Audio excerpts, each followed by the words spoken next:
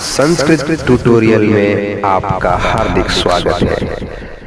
हमारे साथ जुड़ने के लिए आपका कोटि कोटि धन्यवाद। साथियों, लेकर आ गया हूं फिर से एक नया क्वेश्चन पेपर।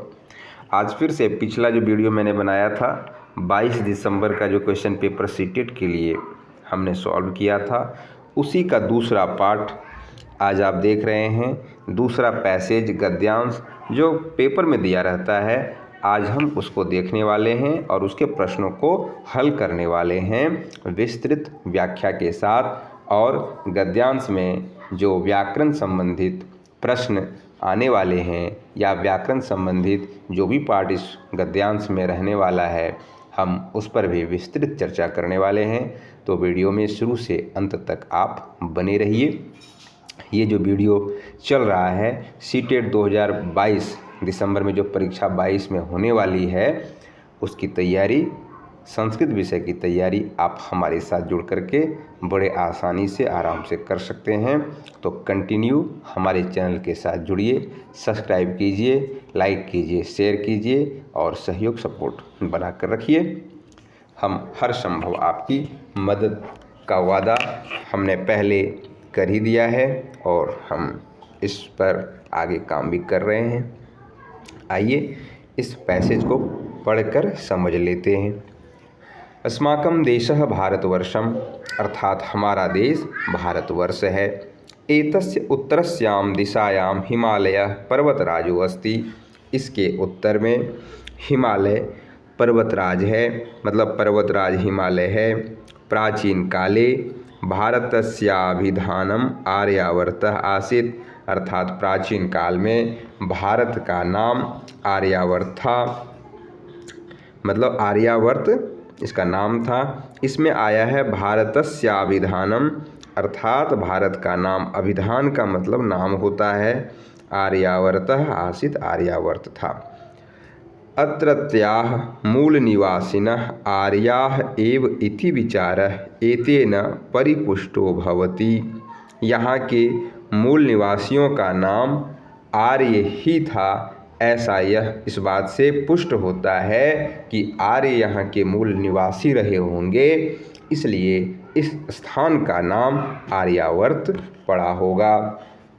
अत्र पुरा एकः प्रतापी नृपो भवत्, यहाँ प्राचीन काल में एक प्रतापी राजा हुए। पुरा शब्द पर ध्यान देंगे। शब्द क्या आया है? पुरा आया है। पुरा का मतलब प्राचीन काल होता है, यह एक अव्यय है। ठीक है, प्राचीन पुरा क्या है? अव्यय है, जिसका अर्थ प्राचीन काल होता है। नृपो भवत्, नृपो भवत् में संधि हुई है विसर्गस्य उत्वम। ठीक है, इसमें कौन संधि हुई है? तो नृपः जोड़ अभवत्, इससे मिलकर के यहाँ नृपो भवत् बना है। ठीक है। यस्याभिधानम भारतः आसीत्, जिसका नाम, क्षम्यताम, यस्याभिधानम भरतः आसीत्, जिसका नाम भरत था, मतलब प्राचीन काल में एक प्रतापी राजा हुए जिनका नाम भरत था। तस्य राज्यम न केवलं भारते एव आसीत् अपितु विदेशेषु अपि तस्य शासनम् आसीत्, अर्थात उसका राज्य न केवल भारत में ही था बल्कि विदेशों में भी उसका शासन था। राज्य प्रबंधे सह अतीव कुशलः आसीत्, राजकाज में, मतलब राज्य शासन में, राज्य के प्रबंध में, राज्य को चलाने में वह बहुत ही कुशल था। सर्वे जनाः तस्य राज्ये सुखिनः आसन्, सभी लोग उसके राज्य में सुखी थे। तस्याभिधानेनैव एतस्य देशस्याभिधानं भारतम् अस्ति, और उसी के नाम पर ही इस देश का नाम भारत है, मतलब हमारा जो देश का नाम जो भारत है वह उस प्रतापी राजा के नाम, भरत के नाम पर ही भारत पड़ा है। अस्माकं देशे विविधाः भाषाः विविधाः च संप्रदायाः सन्ति, अर्थात हमारे देश में विविध भाषाएं और विविध संप्रदाय हैं। परम अनेकेषां भाषाणाम् उद्गमः संस्कृतभाषायाः अस्ति, लेकिन अनेक भाषाओं का उद्गम विकास संस्कृत भाषा से हुआ है। अनेकेषां च संप्रदायानाम् उद्गमः वैदिक संस्कृते, और बहुत सारे संप्रदायों का उद्गम वैदिक संस्कृति से हुआ है। अस्माकं भारत भूमि चैका, हमारी भारत भूमि एक है। भारत भूमि चैका, चैका मतलब कैसे बना है, तो चौ प्लस एका, चौ जोड़ एका से मिलकर चैका बना है। और यह यहाँ पे वृद्धि संधि हुई है ना। वृद्धि संधि में क्या होता है कि अ आ के बाद अ आ के साथ बाद अगर ए या ऐ आए तो ये दोनों ही मिल करके ऐ बन जाता है। ठीक है, ये वृद्धि संधि का नियम है, इसको आप ध्यान से देख लीजिए, समझ लीजिए। ठीक है, यहाँ वही हुआ है, चौ जोड़ एका से चैका बना है, अर्थात हमारी भारत भूमि एक है, एक ही है। तस्मात् ये वयम भारते वसामः, फिर भी उससे जो हम लोग भारत में रहते हैं, ते सर्वे एव भारत भूमि सुता, वे सभी ही भारत भूमि के पुत्र हैं, संतान हैं। परस्परम च बांधवा, और इस संबंध में हम सभी आपस में भाई हुए, मतलब हम सभी भारत माता की संतानें हैं, और भारत में जो सभी लोग हैं वे आपस में जो है भाई बंधु हुए। यदि वयं सहयोगेन कार्यं करिष्यामः परस्परं च स्नेहेन मिलित्वा च स्थास्यामः तदा अस्माकं सर्वेषां कल्याणम्। यदि हम लोग सहयोग के साथ कार्य करेंगे और आपस में मिल करके रहेंगे, तब हमारा हम सभी का कल्याण होगा।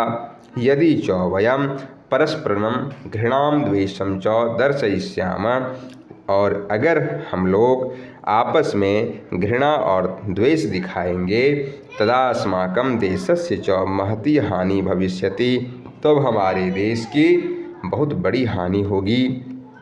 महती शब्द यहाँ आया है और इसका अर्थ है बड़ी।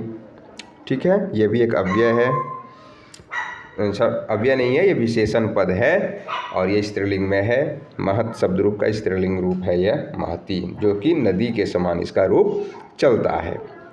अतः सर्वेषां परमं कर्तव्यं यत् ते सर्वे एव मिलित्वेवात्र वसेयुः द्वेषं घृणां च त्यजेयुः। इसलिए हम सभी का परम कर्तव्य है कि वे सभी यहाँ मिलकर के यहाँ रहें और द्वेष और घृणा को त्याग दें। ठीक है, तो ये वसेयुः त्यजेयुः ये सभी जो है विधिलिंग लकार में है। और यहाँ मिलित्वेवात्र इसमें संधि हुई है, मिलित्वा जोड़ एव जोड़ अत्र से बना है। यहाँ मिलित्वा मतलब मिलकर,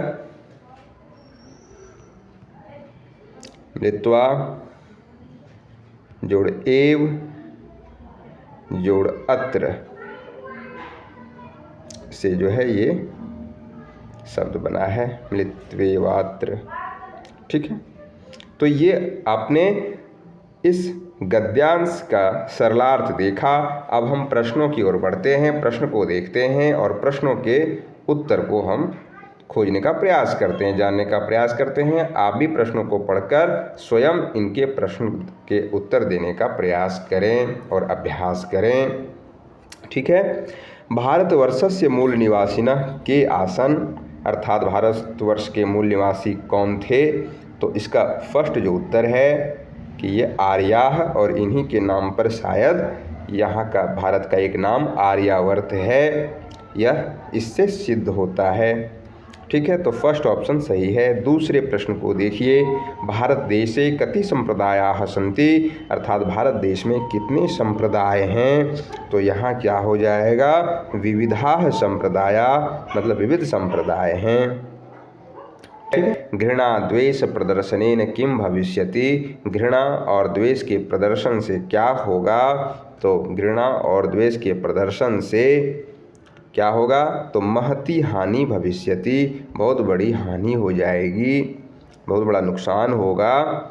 मिथः इत्यस्यार्थे कः शब्दः गद्यांशे प्रयुक्तः। मिथः का मतलब होता है आपस में, यानी परस्परम जो शब्द है वही है मिथः का पर्यायवाची यानी शब्दार्थ।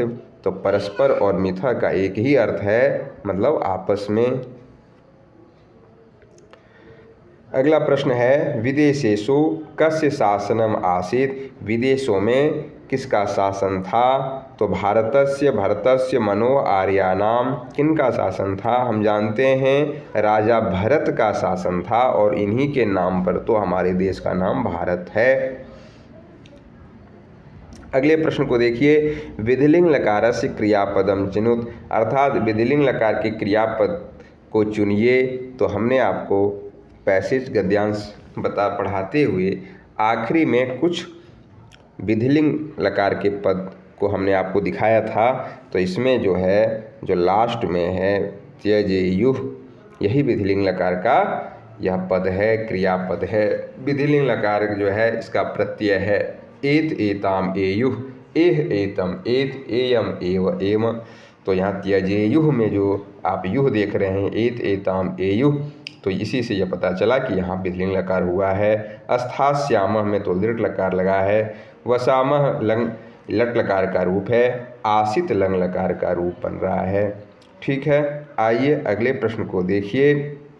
मिलित्वा एव अत्र कः संधि विद्यते। मिलित्वा एव अत्र कः संधि विद्यते, तो यहाँ पे कौन सी संधि है। तो मिलित्वा जोड़ एव जोड़ अत्र, तो यहाँ मिलित्वा जोड़ एव में जो है मिलित्वा जोड़ एव, यहाँ पर वृद्धि संधि है। हमने पहले ही बता दिया कि अ के बाद अगर ए आता है तो यहाँ वृद्धि संधि होती है। तो फर्स्ट ऑप्शन इसका सही उत्तर हो जाएगा।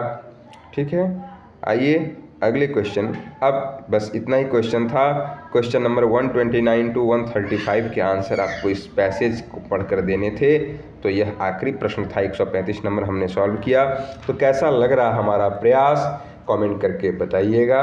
वीडियो को अधिक से अधिक शेयर कीजिए, चैनल को सब्सक्राइब कीजिए और हमारे साथ बने रहिए। हम इसी तरह से पिछले पूर्व वर्षों के प्रश्न पत्रों को लेकर आते रहेंगे और संस्कृत भाषा से संबंधित जो भी प्रश्न पूछे जा रहे हैं उनके वीडियो भी, व्याकरण से संबंधित वीडियो भी लेकर के आते रहेंगे। मिलते हैं अगले वीडियो में, तब तक के लिए नमः संस्कृताय।